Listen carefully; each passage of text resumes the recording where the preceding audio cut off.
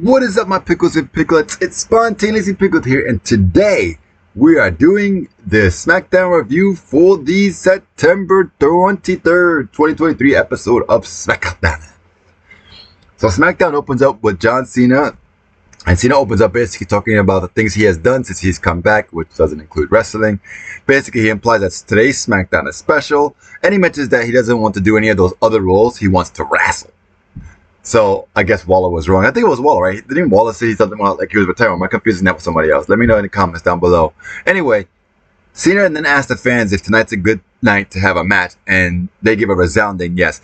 Cena then mentioned that he is very angry with the bloodline, to the point that he could fight them both himself, but mentioned that he's found a partner in AJ Styles. AJ Styles then comes out to the ring and grabs the mic from Cena, though Cena was a little bit shocked, but I don't think it was anything intended to be bad. I think, he was just playing some kind of role, I guess. I don't know. Anyway, and he asked, if you want AJ Styles and Cena versus the Bloodline to the WWE Universe, and I think, and they were like, pretty much, yeah. And then he uses Cena's lineup.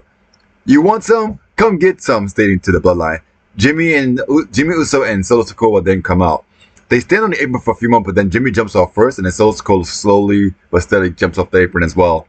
And then they just walk home saying it's not going to happen tonight, basically. Then we have a backstage segment with Cena, AJ Styles, and Adam Pearce. Basically, they both demand that match to be made official. But Pearce mentions that the Bloodline is a little bit complicated. It mentions that you have to deal with the Bloodline, which means you have to deal with Paul Heyman, which he has to find Paul Heyman because... And basically for that, Paul Heyman basically needs to get permission from Roman Reigns as well. So it's always a little extra something with that. Next up, we have Rey Mysterio, Santos Escobar versus the Street Profits. Santos and Dawkins start the match off with Dawkins having control at the lockup. They then have a nice Irish whip spot with Santos landing a drop kick before a kick out. He basically then tags in Mysterio, and then they do like a tag team move with Mysterio doing a header Karana on Dawkins. Dawkins then tags in Ford, who lands a kick for the 2 count.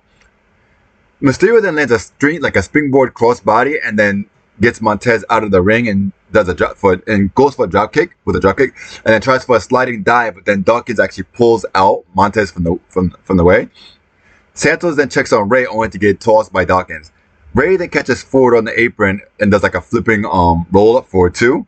Montez then lands an impactful clothesline on Rey for 2 afterwards. Rey then launches forward into the turnbuckle and then tags in Escobar, who takes it to the Providence, who is beating up both of them. He then lands a top rope crossbody on Ford for a 2 count. Montez then takes control with a kick and a splash for a 2. Santos lands a kick on Montez on the top turnbuckle and lands a Frankensteiner for a 2. Ford tags in Dawkins, who does a face slam for a 2. Escobar then lands a knee onto Dawkins and then tags in Rey. Rey then lands a spinning DDT, then tries to do a 619, but then Dawkins actually catches him with an amazing spine buster for a 2. Dawkins then tosses Escobar on the outside of the ring, and then accidentally he tosses Rey on top of Ford, which I don't know if that was an accident or not. I'm not sure, but it was interesting. He then distracts the referee and then lastly slams Rey into the apron and then rolls him into the ring for Dawkins to take advantage of it. But unfortunately for Dawkins, he hesitates for a moment. And then Dawkins then tries to perhaps a powerbomb, but then Rey does a roll-up for the win. And then lastly after that, he looked really, really pissed. But then he started to, he was really pissed, like really, really pissed. Now, I hope that they don't break this faction down because they just started the faction, so I really, really hope that they don't break it down, but we'll see. It would be a shame if they just break a faction down after they start making it, finally starting to get some momentum on the faction, but again, we'll see what happens. Austin Theory then, they do like a playback of the Rock promo, and then Austin Theory just randomly comes out, like tossing the announcer's desk and everything around, just having a little bit of a fit and complaining, and then he gets escorted by the referees. I don't know if he's going through a character change, but it was because the segment kind of seemed out of nowhere. I understand he's upset with The Rock, but it was just kind of out of nowhere. So I wonder, what's going on. It also seems like he's beefing with Cole at the moment. So, interesting. Then after that, we have an Alba Fire and Isla Dawn promo, which was really good to see them doing something soon, finally. Basically, it was an interesting promo with Alba Fire and Isla Dawn basically playing on the, like they're mentioning that they're magical and they have magic in their blood, and mentions that the misfortune for the tag team titles was due to them doing some kind of witchcraft, I'm guessing, which I like that play, actually. I really thought that was pretty cool. I think that would be really good to see them back. To be honest, I would love for them even to win the titles. It may be a hot take, but I would personally like to see them win the titles and hold on to them for a while with like a good competitive set of matches going, both on NXT and then both brands as well, like SmackDown and Raw. But that's my take, of course. Hopefully they won't be injured, of course, either, because, then their curse would seemingly backfire. Actually, that actually reminds me. It really reminds me. The witch who turned me into a wife who should get her comeuppance due to the rule of threes, isn't it? I wonder. Because I kind of rolling with it, I'll have to get back to you on that one in the future. But I do wonder if I roll with the punches of the curse, does it affect the witch? Something to think about. Anyway, next up we have Theory and Pierce up backstage. Basically, Pierce lectures Theory about hijacking the show, and then they run into the Brawling Brutes. Ridge mentions that he enjoys seeing Theory get embarrassed by The Rock last week. Walden comes in and mentions Theory to calm down and mentions that the Brawling Brutes are just jealous. And then Pierce pretty much, they were like, oh yeah, we take us to the ring, and then Pierce makes the tag team match official. Next up, we have Bobby Lashley scolding on Street Profits backstage. Basically, Lashley mentions what happened. He's like, what happened? And then they had the match, basically saying that they had the match won, and he mentions that he wants the watches, the suits, etc., all that good stuff back, and if they can't develop that killer instinct. Maybe it's not a split, but part of their story arc, maybe, to become fully healed. I don't really know. Because I will say, when Lashley interfered with Ray, which was a smart move, by the way, he definitely got his share of boos. So that was actually really, really good to see. Because, they are technically heels, even though they're giving like 5 to the fan. But yeah. Next up, we have Asuka versus Io Sky. Now, before the match starts, while Cole is going over some interesting past stats of Io and Asuka, Charlotte inserts herself into the picture by coming out. So I don't know what's up with that, but I guess she's gonna try to rival with Io, I'm guessing, next. The match starts and they do the usual match lockup, but both of them doing like reverses on one another. Finally, Asuka lands a headlock and drags Io to the ground, slowing things down for a bit, only for Io to do the same. They continue reversing and one-upping each other, basically. Asuka tries to trick Io into a handshake, but then Io is having none of that and she kicked her hand. They then go into a few arm drag exchanges with Io gaining control with a top rope arm drag. Asuka then rolls out and Io attempted to do a moonsault only for Asuka to move and to kick her in the face. Io does like an arm pull on a top rope and then does a springboard drop kick and a really cool sliding kick from the bottom rope for another springboard drop kick, which was absolutely amazing. I really enjoyed that. Io really shows that she's really the genius of the Sky and how agile she is as a wrestler as well. Sky then does a Meteora for a 2 count. The fans are heavily behind Io at this point in the match, and actually you can hear them cheering her a little bit for it. I even think at some point they got a This Is Awesome chant, by the way, as well. She then goes to the top rope, but Asuka then pulls her down, but then she slaps Asuka. Asuka drags her by the hair and starts kicking Io's face multiple times. Asuka then lands a superplex on Io for a slow cover for the 2. After a small recovery spot, they both get up with Io punching Asuka, and then Asuka lands a good kick for another 2. Io then does the show tag for a 2. Io does a German suplex again. Io then does a German suplex on Asuka, but Asuka kicks out and then she instantly lands a Kimura lock after she kicks out, which is really cool.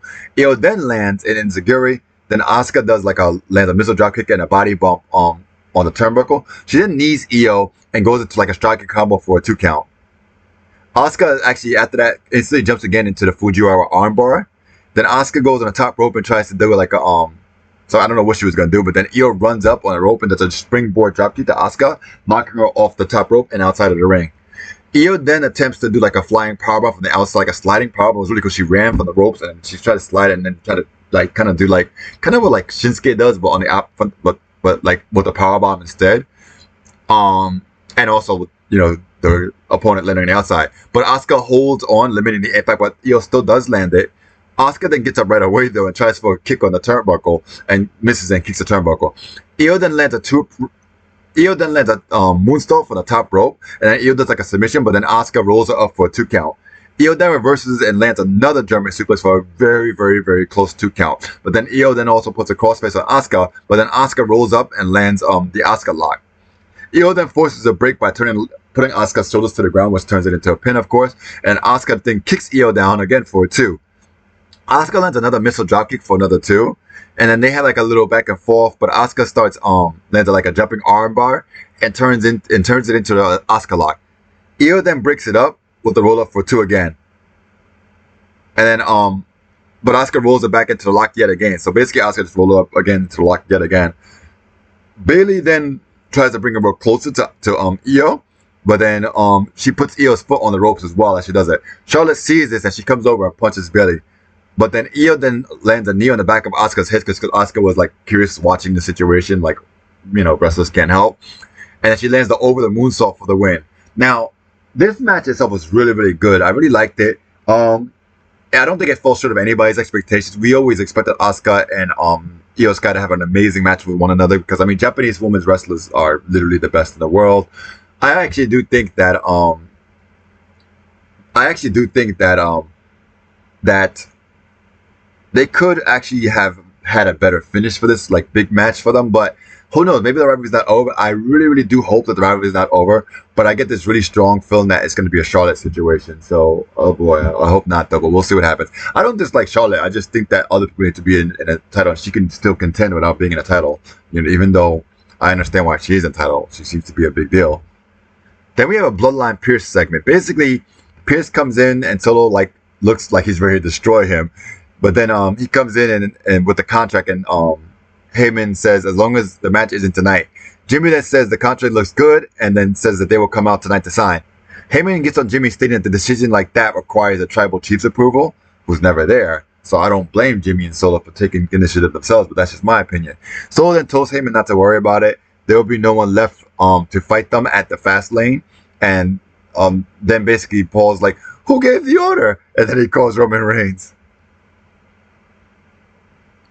After that, we have like a really funny, pretty deadly promo, which basically Kit Wilson was talking about Elton recovery, and basically they was like hilariously running through this like as if it was like the most worst injury in the world, and you know, make it almost seem like a life threatening. But at one point in the video, there's like a doctor saying this is not really that serious of an issue. He should be fine. So it was just really, really funny. I really love this tag team.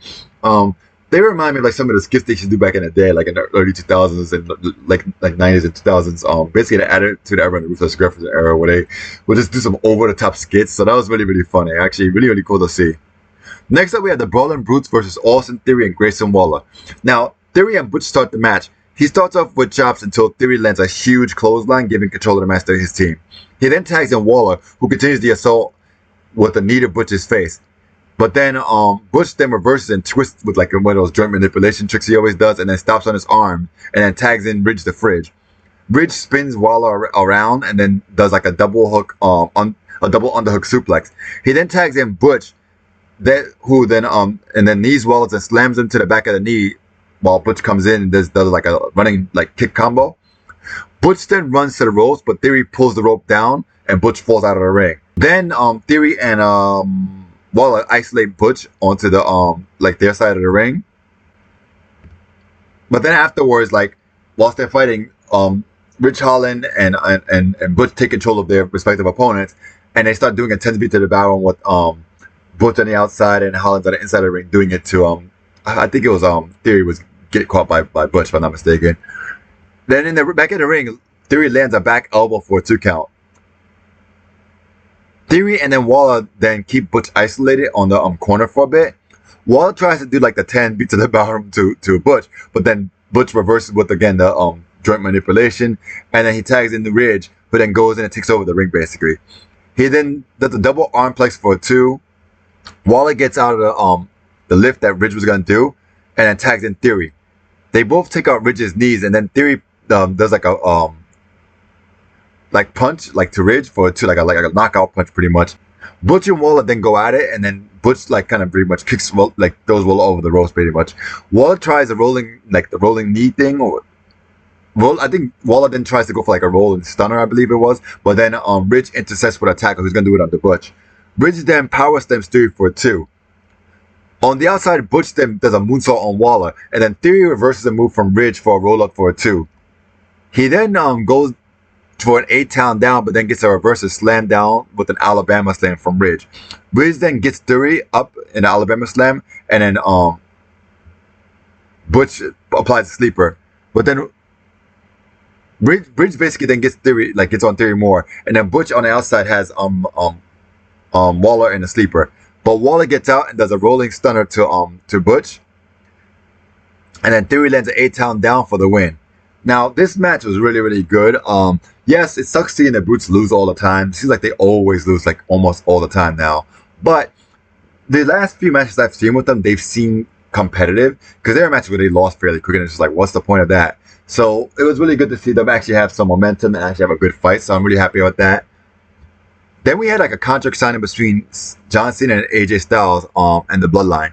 Basically, Cena comes out and signs the contract right away. And then AJ Styles gets called out, and then AJ doesn't come out, but his music is playing. And then they go backstage where we have Jimmy beating up AJ Styles. And god damn it, AJ Styles just has like no luck backstage. Like, I think AJ Styles should just sit in the crowd, because it seems like he just can never get a break backstage.